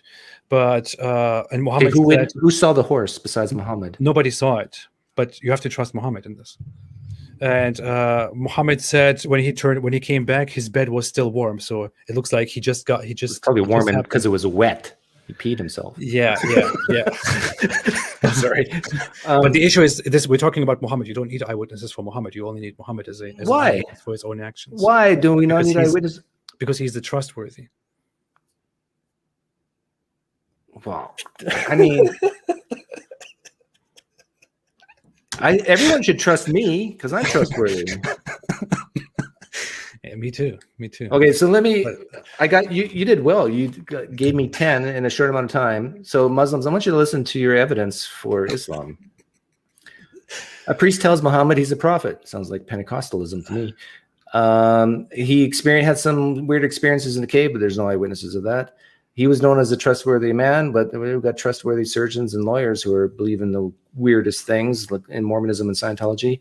He had good penmanship, number 4. Number 5, the miracle of Quran, a literary miracle, which is maybe it's close to Pulp Fiction. Number 6, the moon split, but there's no eyewitnesses of this. Maybe there are, but most people were sleeping. Number 7, we got prophecies that people will die. Number 8, I just have no eyewitnesses as a piece of evidence. Number 9, we got hearsay of a lot of things in the Quran written 100 to 200 years later. Oh, here's one that I want to give you additionally, since you don't have 10 or you don't. And number 10, the flying donkey. Okay, but here's one more. Stop scamming, men. Help me out with this one. He said, naked Bedouins will compete in building tall towers. And this is a prophecy of Muhammad. When people asked him, when will the last hour come? Muhammad said, the last hour will not come until you see naked Bedouins with sandals competing in building tall buildings. And I bet I know where they got that from. And do you know how we know that this prophecy has come true? Well, look at skyscrapers. Dubai, tall buildings. Dubai. Look at buildings in Chicago, New York, around the world. See, there's an easy explanation, even from the Muslim 7th century point of view, and that is they've read the story of the Tower of Babel in the Old Testament, and they're just saying that will happen again. That's what I thought, but again, what you're not understanding is that Muhammad was known as the trustworthy. Okay, if that's the Muslim answer for everything, when you start questioning Muhammad, I got a neighbor 2 doors down. His name's Myron. He said he's the final prophet, not Muhammad, and I know this is true because he's trustworthy. Well, and the thing is, this is better evidence because you could come down to my place, so we can talk to all of the neighbors and friends and confirm that he's trustworthy. You can't do that with Muhammad. Well, then tell him to bring something that is better than the Quran. Then I will believe him. I already said the screenplay for Pulp Fiction. Oh, one more challenge that the Quran has. I'm not bringing this up as another evidence, but one more challenge that the Quran has is actually very funny. This is one of the biggest challenges of the Quran. You know what the Quran says? The Quran is talking about the polytheists, who believe in these multiple gods and who believe in these other beings that are better than Allah, that are truer than Allah. And the Quran says, wait for it, if they are truthful and if what they believe in is true, then let them produce their proof.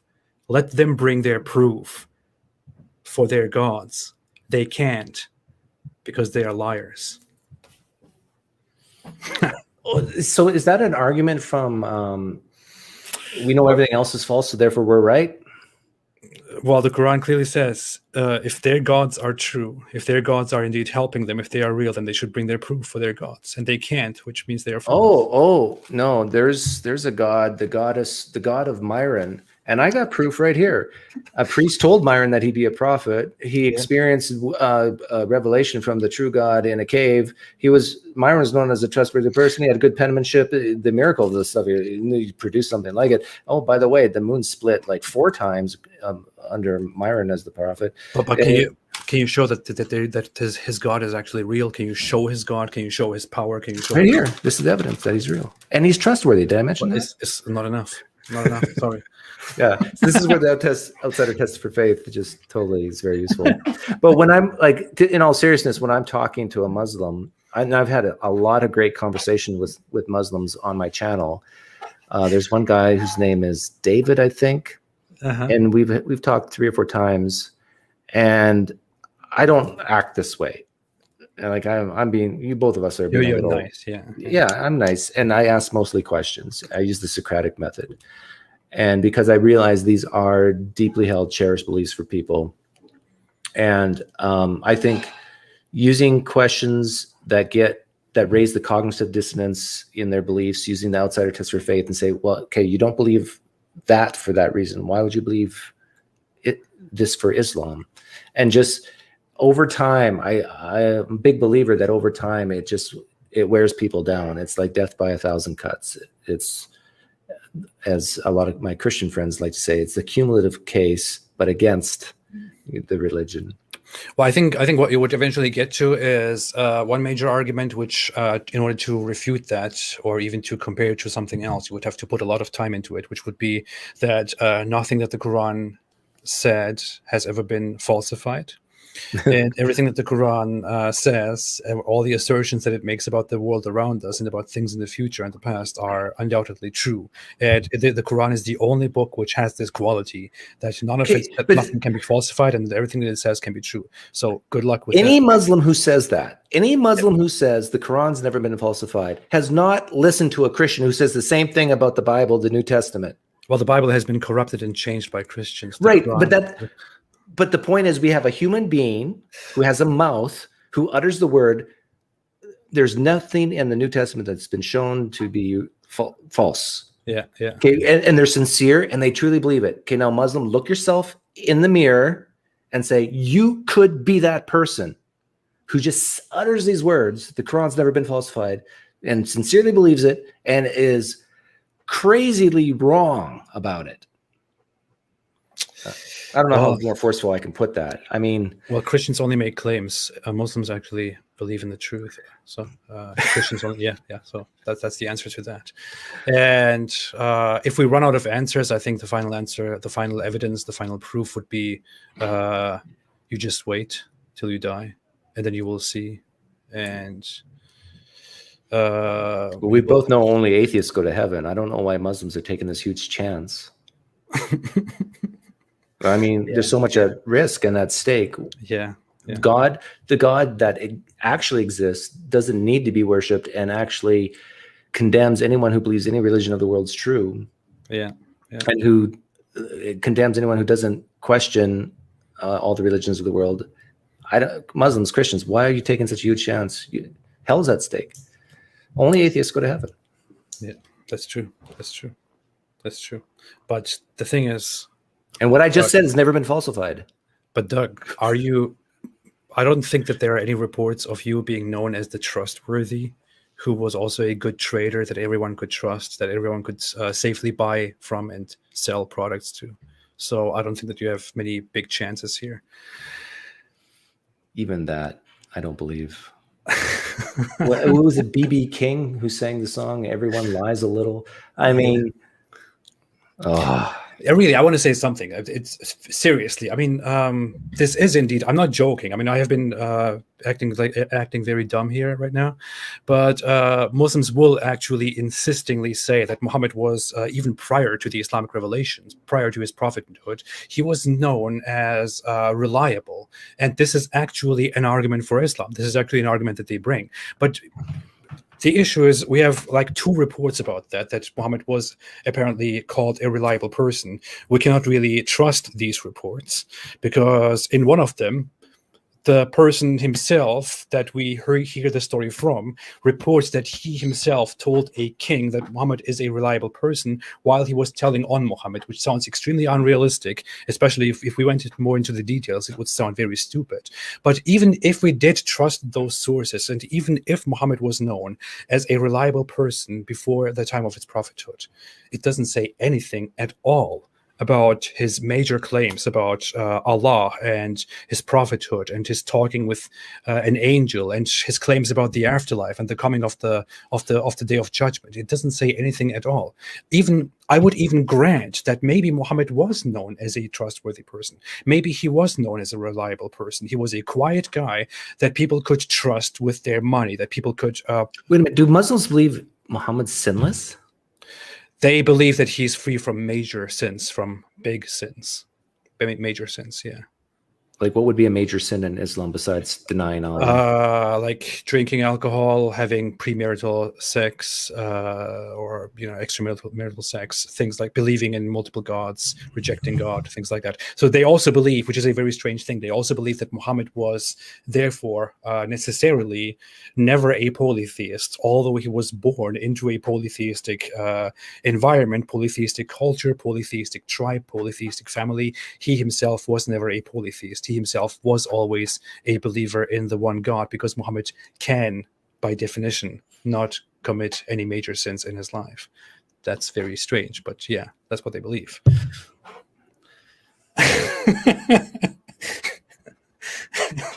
I see it on your face, Doug. I know. I see. It's after a while, it just gets disheartening. People will believe stuff from, what is it, 1400, 1600 years ago that 1400, yeah, is based on a source wrote that Muhammad's trustworthy, so therefore Muhammad's trustworthy. Like, shame on you Muslims if you believe just based on that. And what does trustworthy mean? Like, in every single thing in life, or just in certain areas? Like, and to what extent? 100%, 99%, 98%? Like, someone can call someone else trustworthy and they still make mistakes and maybe tell a little fib, but like once or twice in their life. Like, yeah. But I know that you are trustworthy, Doug. So if you tomorrow at any time declare that you are a prophet and that you are communicating with God and that God brings us a message, I will probably believe you, because why would I not? You are the trustworthy. Well, that's an interesting question. If I came to you tomorrow and I said that I was sitting on the toilet and that the experiment we ran with the water-soaked napkin, yeah, and if I told you I was by myself on the toilet, but it did light on fire, that water-soaked Kleenex, would you believe me? Well, you are trustworthy, so. But would you believe me? Is that a yes? I would believe. No, I wouldn't believe you. No, you shouldn't. That's the right answer. I would definitely not believe you. I would say, hey, I know this guy. This guy is a cool guy. He says good things, but I'm sorry, that's pretty insane. I don't believe him. Yeah. That's dumb. If it is true, if he wants to convince me with that, maybe. What if Al Jazeera was there in the toilet with me and filmed it? Would you believe it then? No, I still wouldn't believe it. I'm sorry. BBC? I said, I actually call this my miracle of the descending leg. But if the miracle to be my age, it's the miracle of the ascending leg. If the miracle of the descending leg ever occurs, then I will probably reconsider my faith in the supernatural. And the miracle of the descending leg is that somebody who has no leg prays to God, or people pray for him, and suddenly we see a leg visibly coming down from the sky, descending from the sky, and attaching itself to this person who is missing his leg. And we have medical reports that this guy did indeed have a missing leg, and that this guy suddenly now has a leg which indeed did come descending from the sky. This is the miracle of the descending leg, and this miracle will leave little doubt in me. Have you seen Deadpool 2, the movie? No, I haven't. Okay, but in that movie, Deadpool gets both legs cut off. Uh-huh. And then he grows new legs, but they're like little, like toddler legs, baby legs, toddler legs, and they grow like really fast. I think that'd be even cooler. It's disgusting, yeah.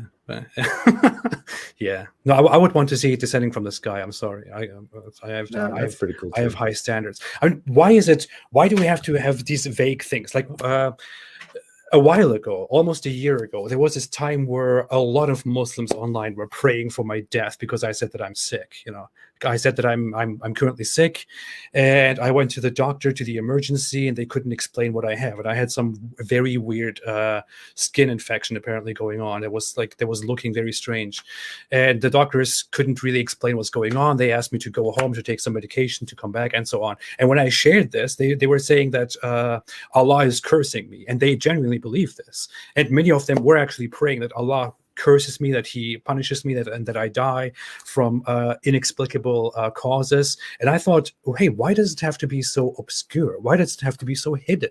Why does it have to be so ambiguous? Let's do this. I am currently sitting in a room, and if I show you my room, if I show you around with the camera, you will see that there are no windows in this room. This room is a room with no windows. I will here pray to God and pray to Allah and ask him to send a lightning through me to punish me and to kill me in a room with no windows. Can Allah do that, or can he not do that? It's not an unreasonable challenge. It should be an okay challenge. Can you hear me? Yeah, I can. Okay, but I'm frozen, right? Oh, you're frozen? Can people still hear you?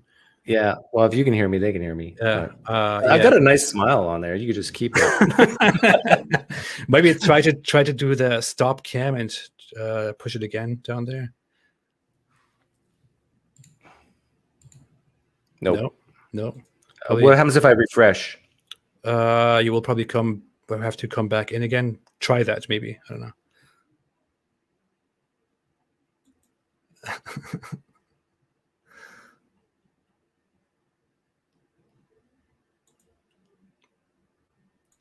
No, that didn't work out. There you are with that smile again. That's funny. Oh, well. Should we wrap it up anyhow? Try to disconnect your camera and connect it back if it works. No, I can tell it's my XSplit. Oh, yeah. Okay. Yeah. So XSplit sucks. I hate XSplit. You hate XSplit? What would you suggest? Nothing. I'm just going with StreamYard for now, because streaming softwares are just so crappy. I don't know. I tried XSplit and it was horrible to me. Okay. Yeah. But yeah, funny.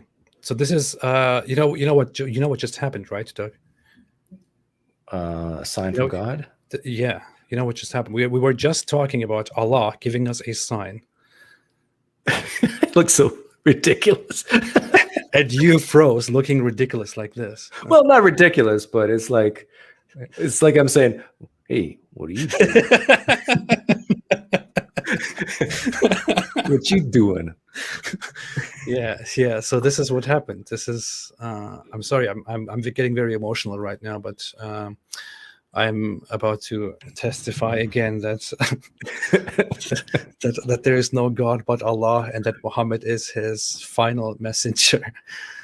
You know what I was kind of hoping that you would do today is have a surprise guest beside me.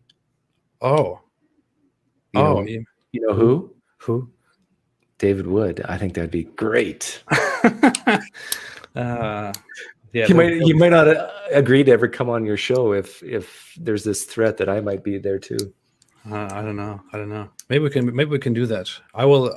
Maybe. Have you ever talked to him about me I think I asked him once when we were live that I told him he should join you for a live stream sometime.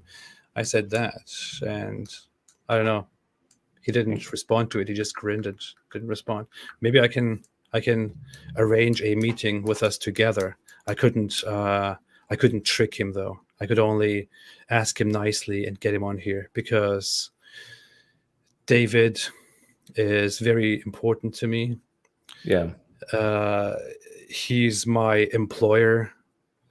He pays. He's your employer? Yeah, he has me on a paycheck. He pays my insurance so that I keep criticizing Islam because he's a Christian who doesn't like Islam, and he pays me. He pays me so that I don't. He pays me so that I go easy on Christianity and criticize Islam. That's what we have. That's our agreement together. So yeah. Because is his channel still down? What channel? His channel. His channel. Yeah, is he still demonetized and all that? Yeah, he's still demonetized. It still doesn't work. By the way, I was just kidding everybody. Please don't take this seriously. What I just said about David Wood employing me, please don't take that seriously. That would be very, very, very dumb.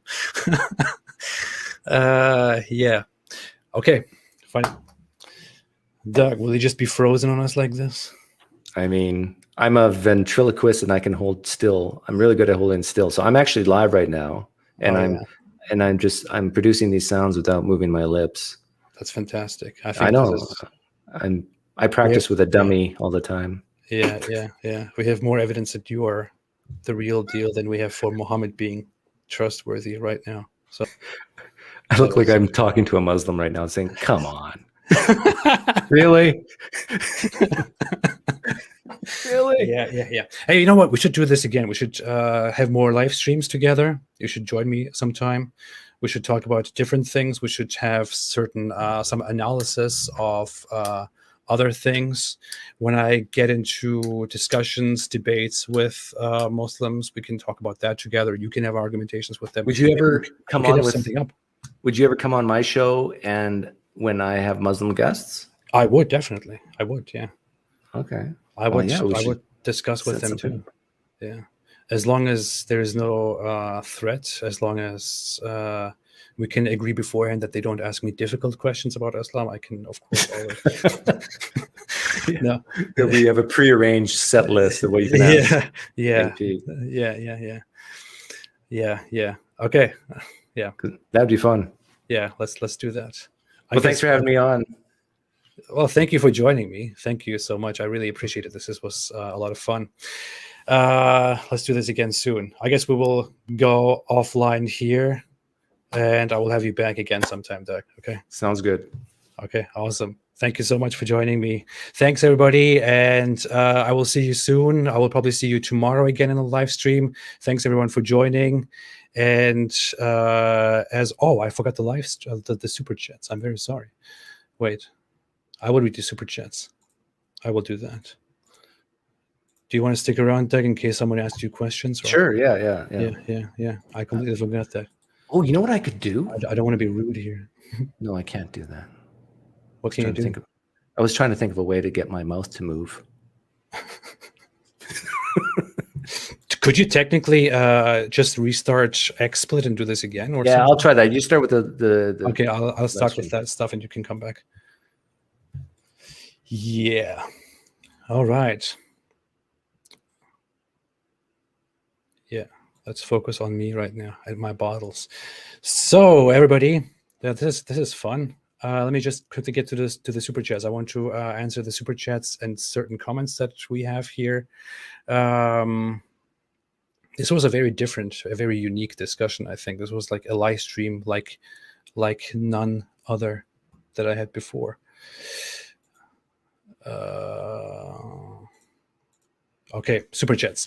Now, Hindu historian said, the idea that a religion needs human effort to defend and propagate itself to all people, yet promises eternal hell to those who don't believe in it, is ridiculous. God is not insecure. I would agree with that. Namar Naka said, per Islam, even Allah isn't free to do anything that Muhammad didn't approve of. Allah also expects to follow the Quran.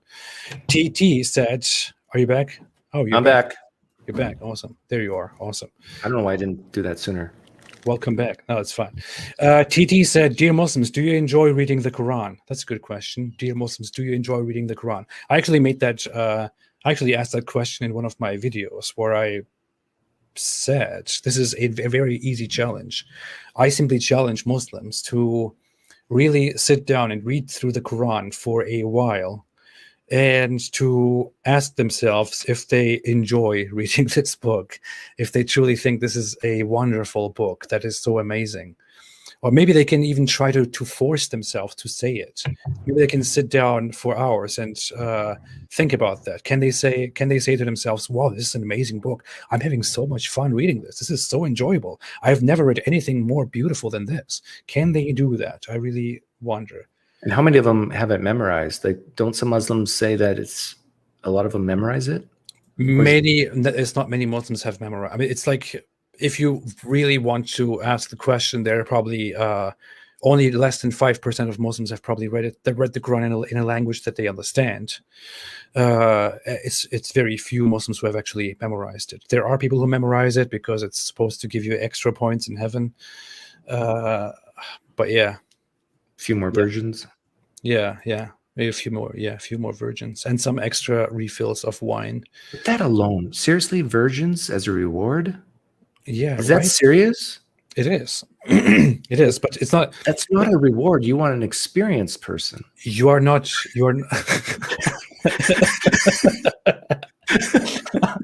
Yeah. Am I wrong?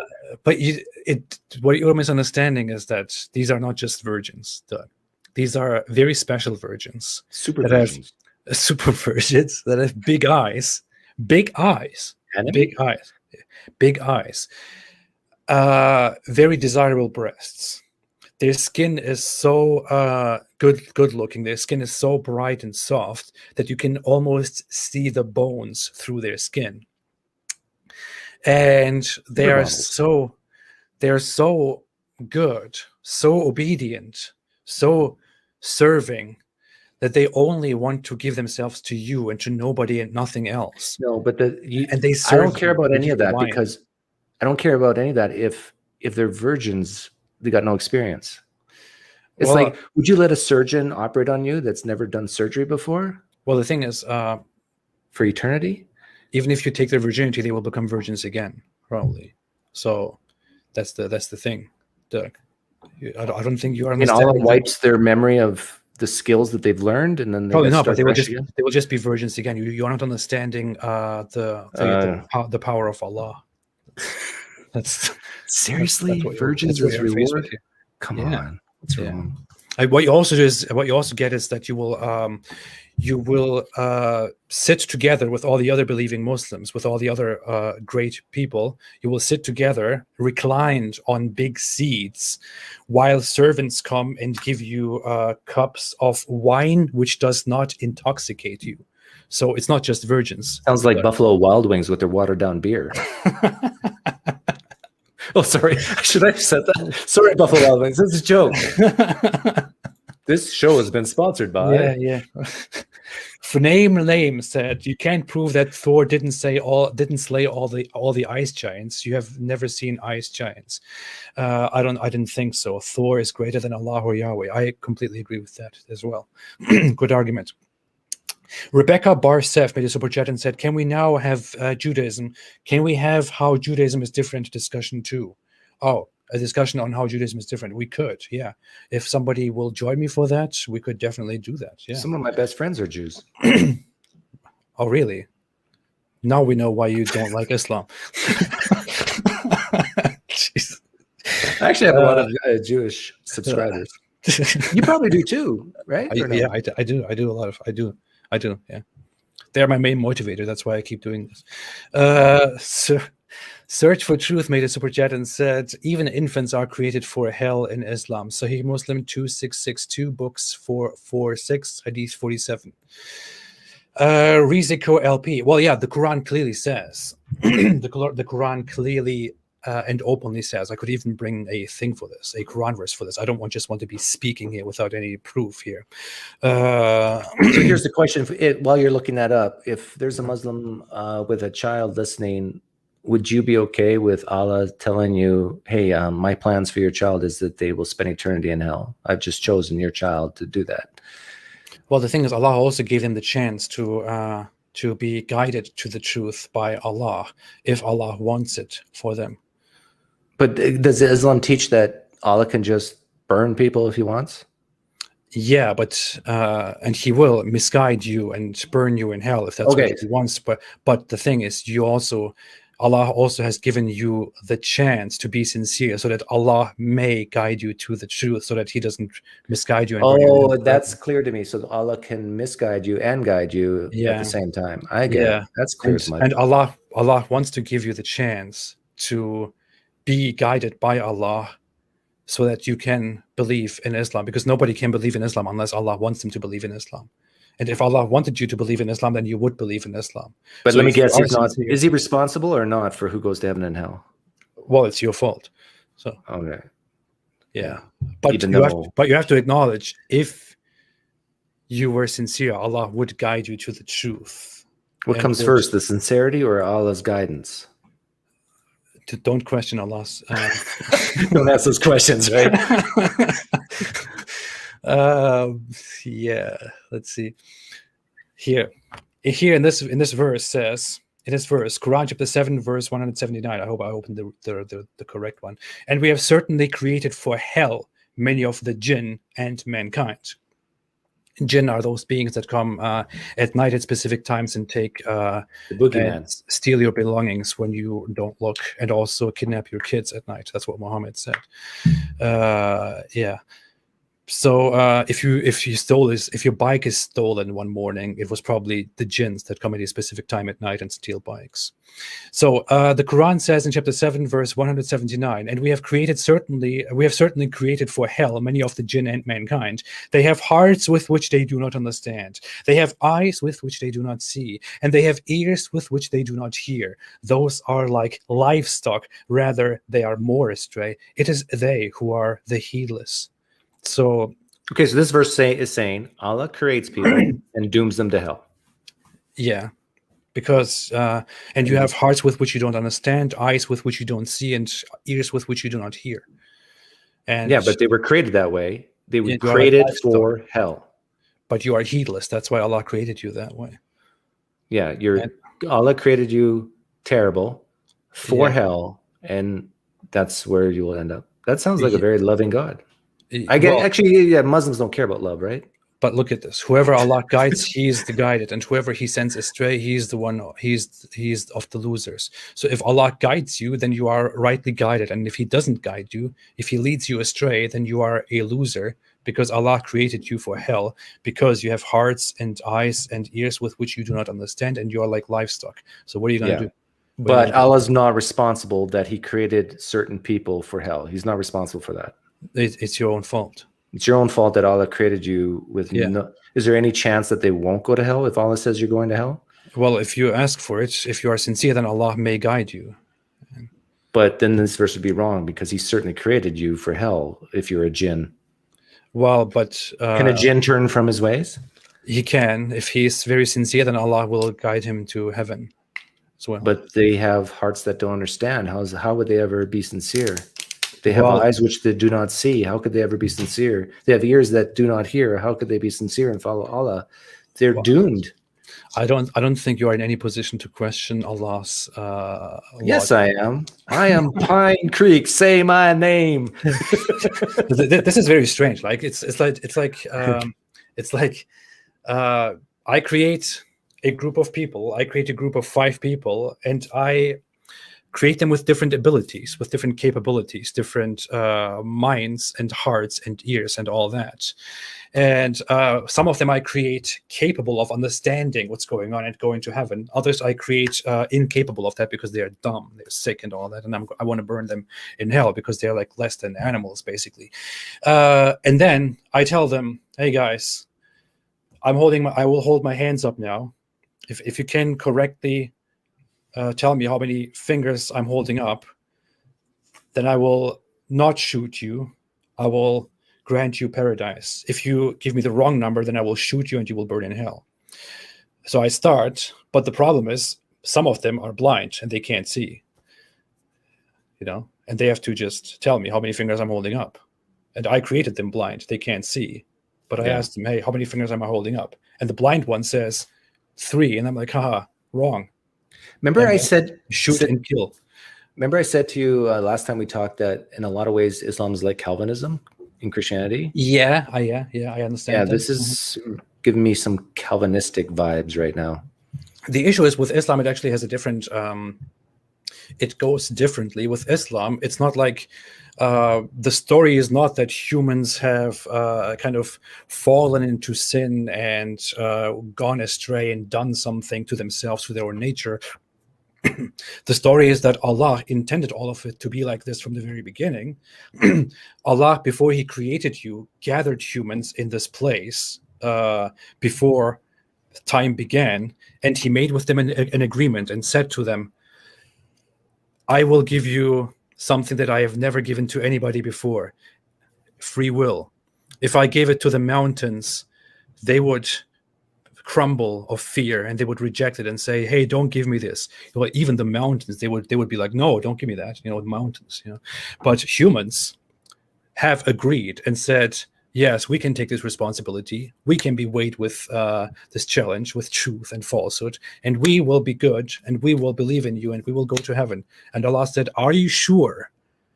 Am I your God? And people said, yes, we are sure. Of course, you're our God. You created us. And he was like, are you sure? And the people said, yes, we are sure. And they was like, okay, here, have it.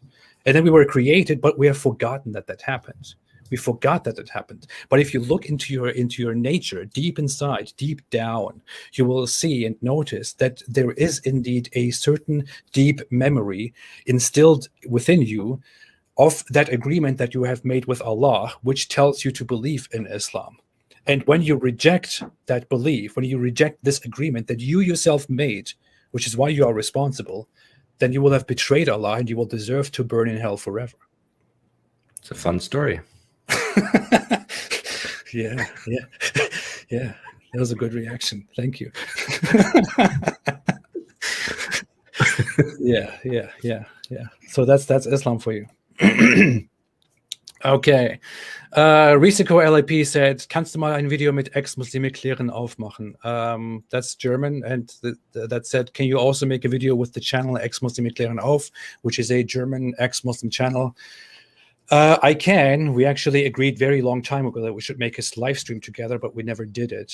I don't know why. If you do make a German channel, you have to start on time because the Germans are punctual. I know. That's why I gave up making German videos, because I'm not good enough for that stuff.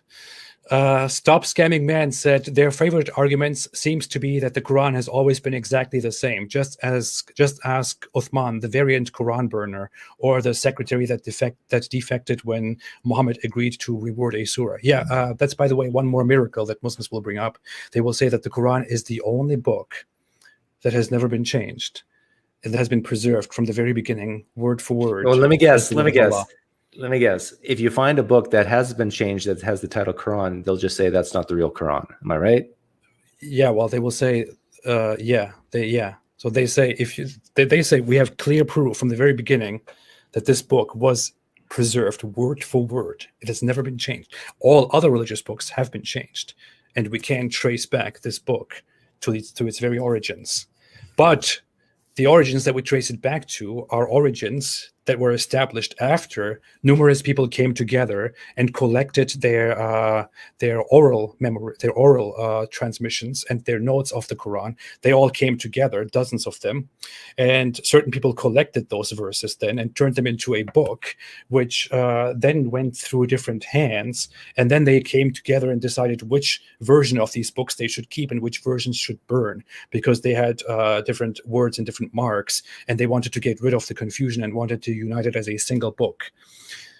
And we can trace that apparently back. We really can't, but we can trust the narrations of that whole story. And that simply proves that the Quran has been preserved from the very beginning. And who are you to doubt that? I'm sorry. And that was all the super chats. There was one more here, right here.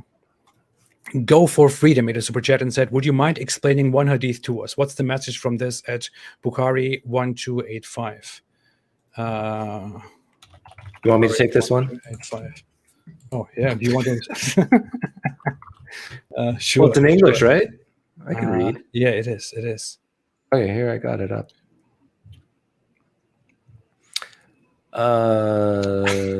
Okay, this is that one. What is this? Is about a funeral?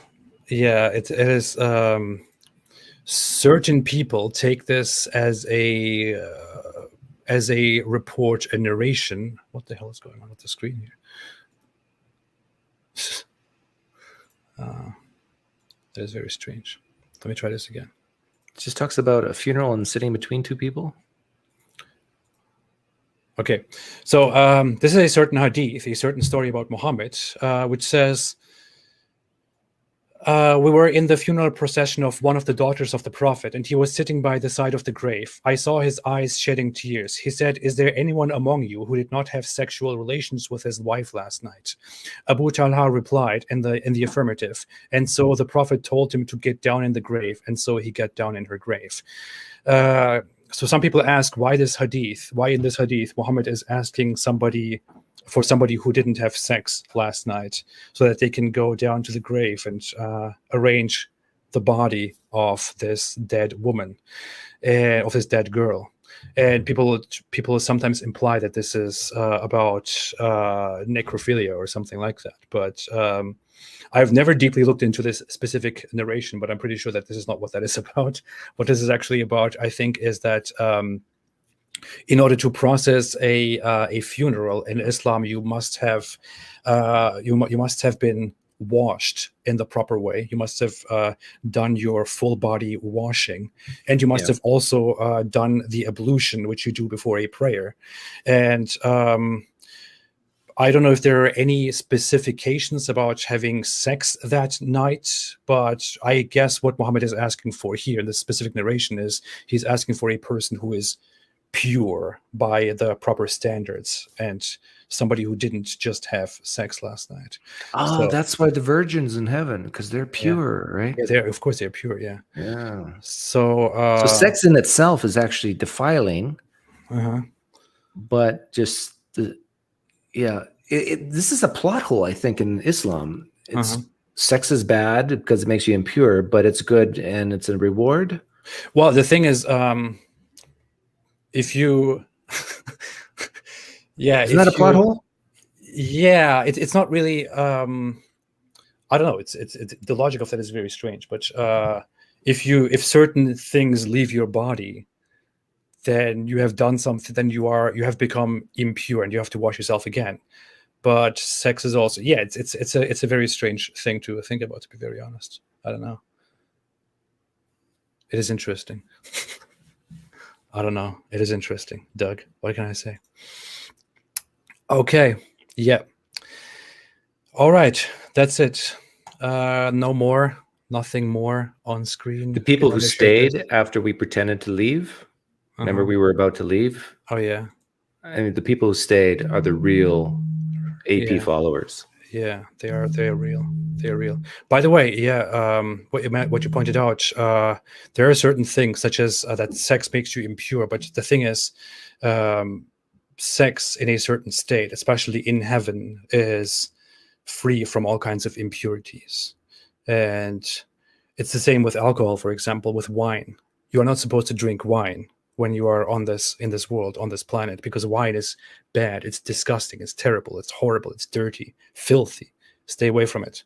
But when you go to heaven, you will have wine which Allah gifts to you, and that wine is special because you know what? It doesn't make you drunk, it doesn't intoxicate you. So it doesn't do what alcohol does to you, and doesn't do the things to you, which is why people actually drink alcohol. So you drink alcohol that is not alcohol, that is not fun to drink, and that is different because everything is good in heaven.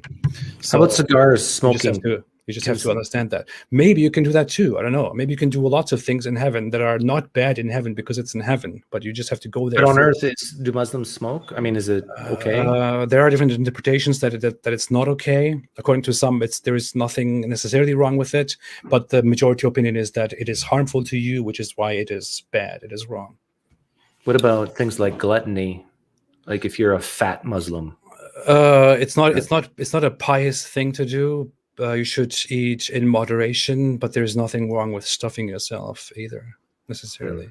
It's not a sin.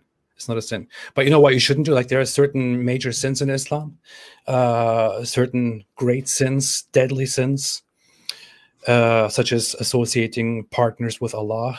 I mean, idolatry and all that. And one of those things, which nobody should do unless you really want to be unforgivably sent to hell, is if there is a war, if the Muslims are fighting a war, you should not be a coward and run from the battlefield. Because if you run from the battlefield, then that is an unforgivable sin, and Allah will send you to hell forever. You should fight for Allah. You should stay there. It sounds to me like Muhammad had a little bit of a Napoleon complex.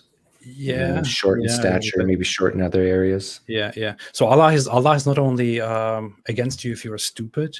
Allah is also against you if you are scared. You should be scared of hell, which is why you should believe in Allah. But you should also not be scared enough to leave the battlefield out of fear for your life, because then Allah will send you to hell forever. And that was today's message.